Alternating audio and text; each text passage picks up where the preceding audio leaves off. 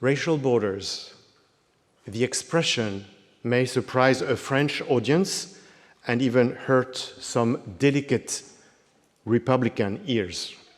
So let me clarify from the start a potential issue, even if I trust that for listeners anywhere else in the world, the phrase probably makes sense immediately while it legitimately remains problematic. Using the adjective racial does not imply the recognition of the existence of race, except as a social construct that serves to characterize, distinguish, and discriminate human groups based on essentialized features such as skin color, physical appearance, supposed origin, cultural traits, religious affiliation. By racializing people, one ascribes to them these features which go with a series of attributes, generally, although not always, undesirable. Very often, people thus racialized do not recognize themselves in the portrait made of them, and even if they do not accept that others would allow themselves to make such depiction. They want to define their own identity, or rather, their multiple identifications. For instance, as being simultaneously an asylum seeker, a truck driver, a cinema fan, a French speaker, a Christian, a divorced father, a Cameroonian, and incidentally, a black person. In other words, not just a black person. Racialization is therefore a reductionist representation of people who are only regarded as members of a racial category. Ascribing them a single identity, moreover racial, is to deny them their status of subjects who decide who they want to be identified in which context. But what about viewing borders as racial? Of course, the line or strip of land delineating a sovereign territory and separating it from neighboring sovereign territories cannot be held responsible for the racialization of people. Yet, they are used for it. They become a justification for it, and they bear witness of it. Borders serve to distinguish and discriminate people, separating those who are welcome and those who are unwelcome, not on the basis of their individual qualities, for instance, academic achievement, professional competence, family relationships, risk of persecution, but on the basis of a generic category they allegedly belong to because of their color, their appearance, their origin, their culture, their religion. At the border between Italy and France in the Hautes-Alpes, where I have been conducting with Anne-Claire de Fossé an ethnography of migration, analyzing the interactions between refugees, volunteers, police officers, and public authorities, men and women from Afghanistan, Iran, Maghreb, West Africa, the Horn of Africa, are stopped, arrested, and sent back to Italy, whereas white men and women from European countries crossing the same border are not even checked. It should be noted that as a consequence of this discrimination, black European citizens are also subjected to verification of their identity on the basis of their physical appearance. A common justification of this practice by the police is that they operate such selection simply because there is a higher probability that a person of color be an undocumented foreigner. This is what Michael Banton calls statistical discrimination, which he differentiates from prejudicial discrimination.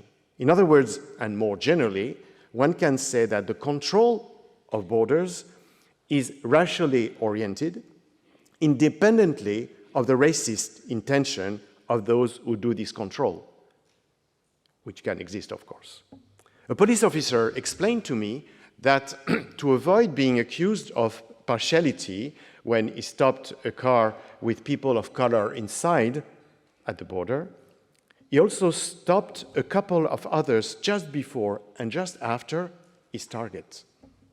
Another one, who had only verified the documents of 2 passengers of color while ignoring several white ones in the compartment of a train near the border, told us that he used his flair, his nose, that is, his intuition to decide which ones he would select. Such tactics, both factual, stopping several cars, and rhetorical, speaking of nose rather than eyes, show that these law enforcement agents were aware of their discriminatory practices. But they were under the pressure of a politics of pushback quota and had to arrest and deport people to reach their quantified objective. In other words, racial discrimination was not only the result of police discretionary practices, but also, and even more so, of national policies hostile to migrants and refugees. The latter knew about this situation, and they rarely crossed the border on the road, conscious that they would be checked, including in the bus between Italy and France. They climbed mountains near the pass on unsafe paths, sometimes exposing themselves to serious dangers, especially in the winter, to avoid being stopped. In this case, racial discrimination is not only a moral issue, it has consequences in terms of life and death, as is the case in the Mediterranean, which has become the largest cemetery of migrants and refugees in the world. The racialization of borders can have various expressions.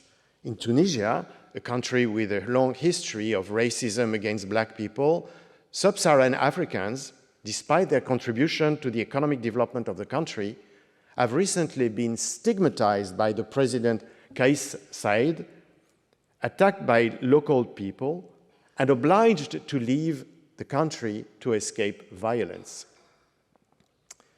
In India, whose partition has caused hundreds of thousands of victims, especially women, and millions of displaced persons, the Prime Minister, Narendra Modi, and his nationalist party are fueling violence against Muslims, excluding them from regularization as refugees and dehumanizing them as termites.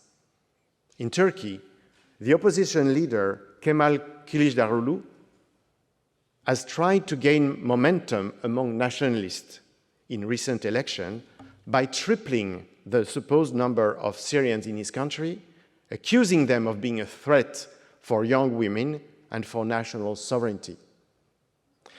In the United States, the President Donald Trump has defended his harsh immigration policy by describing Jamaica, Haiti, and African countries as shitholes, by publishing an executive order imposing a ban on residents from 7 countries with a large Muslim population, and by accusing Mexicans of being criminals, dealers, and rapists. Thus, in Tunisia, exclusion is explicitly about race, in India about religion, in Turkey about origin, in the United States about race, religion, and origin. Are these processes of discrimination and rejection similar? Isn't there a resemblance between these processes of otherization, which consider certain groups or categories to be homogeneous, essentialize their characteristic as being common to all their members, and debase them on the ground of these features? In that regard, in the past 2 years have been a moment of truth for France. In August 2021, as the Taliban took over Afghanistan, imposing a strict Sharia rule and organizing repression on a large scale, the French president gave a televised address in which he anticipated, he said, a flow of Afghan migrants against which Europe had to protect itself.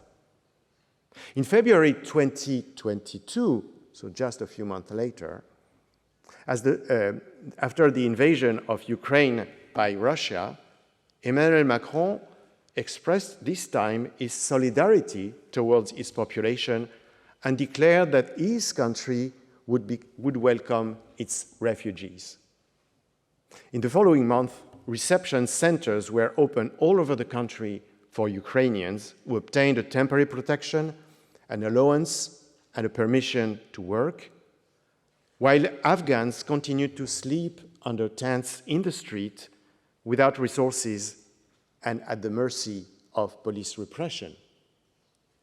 To justify the contrast which was observed in the entire European Union, not just France, between the welcoming of millions of Ukrainians and the rejection of only a few dozens of thousands of Afghans, some explained that Ukrainians were closer to us than the Afghan.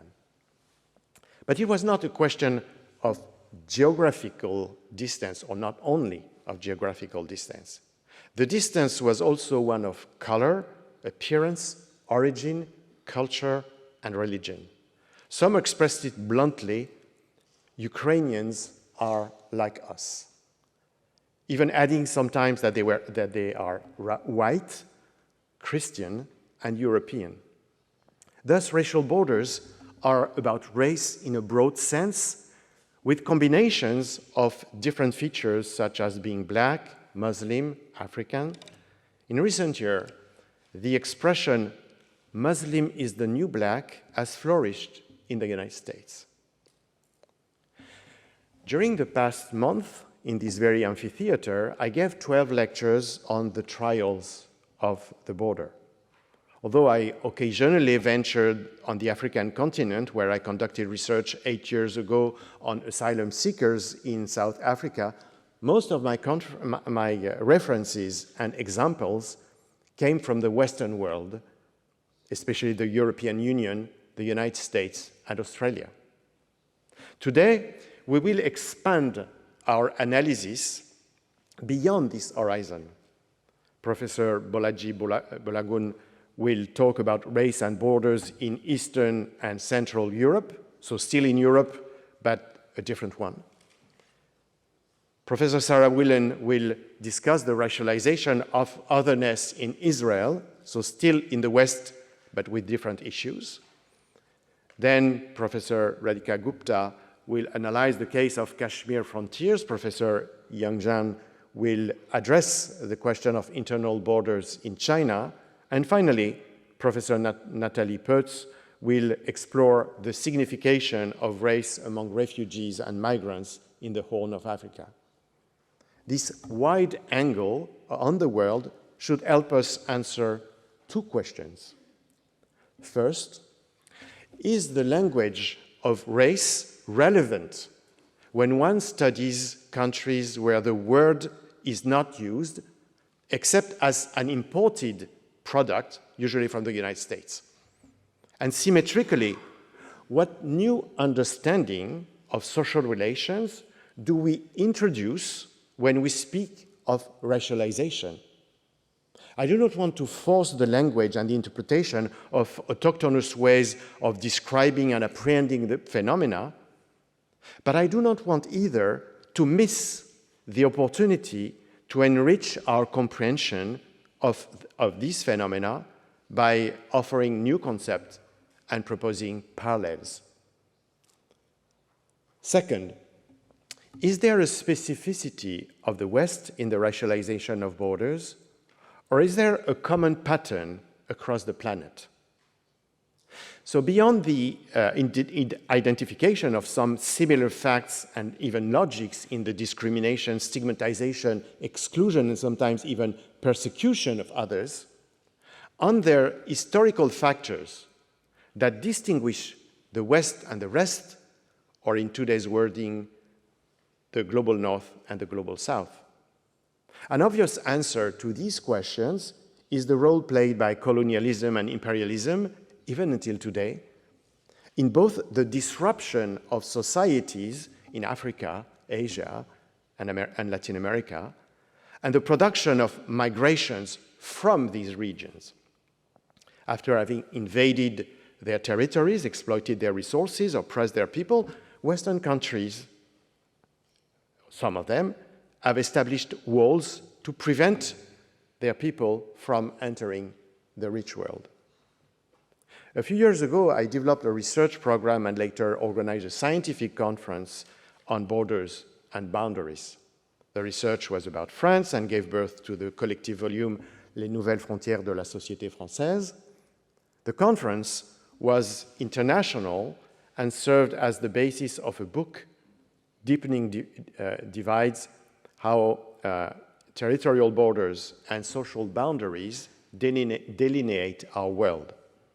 In both cases, the idea was to connect two domains, one in which scholars worked about migrations and territorial borders, the other in which social scientists focused on race and social boundaries. Both domains had been prolific, but had long been without much intersection or dialogue, with few exceptions. How can we link the two? Thinking in terms of racial borders is a way to answer this question. As I was preparing this conference, I gave it for title, The Racialization of Borders.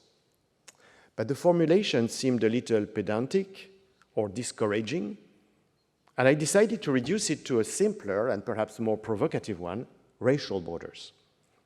A few weeks later, as I was considering the list of my guests, I realized that Professor Didier Fassin, whose chapter Race, Refugees, and International Law in the Oxford Handbook of International Refugee Law, I had much appreciated and cited in my course, had chosen the same title, Racial Borders, for a recent 63-page article she published in the Georgetown Law Journal.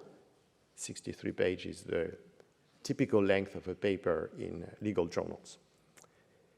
It is a remarkable article laying down the theoretical ground for an understanding of the implications of thinking about racial borders. So, discovering this unexpected coincidence, I asked Professor Fassin whether she minded, and she graciously told me she did not. I therefore maintain today's title, Racial Borders, and I'm pleased and honored that she will open this conference with a keynote lecture. But interestingly, I later realized that, in fact, neither of us had coined the expression, which had been used 5 years ago in the title of a short article, Europe's Racial Borders, written by Professor Nicolas Di Genova, whom I invited to participate in this conference, but who could not join us. I suppose that, as is often the case, the idea of racialization of borders was in the air, and critical social scientists working in this domain were getting to the same conclusions. To complete, at least provisionally, this inquiry in paternity of our expression, more than 2 decades ago, the historian James Laker had published a fascinating book titled Racial Borders, studying how, after the Civil War, freed African-American men served in the US Army with the mission of protecting whites and their properties, forcing Native Americans onto reservations, and containing Mexicans in the South, thus establishing a complex and conflictive relationship between blacks, Indians, and Hispanics to the benefit of the whites. A remarkable example of the long history of racial borders. So I will now give the floor to Professor François Héran of the Collège de France, and later to Professor Silvia Sebastiani of the École des Hautes Études en Sciences Sociales, who will chair the sessions this morning and this afternoon respectively, and will introduce for you our panelists, starting with Professor Didier Fassin, who, due to a personal matter, was very sad not to be able to be with us. Thank you very much.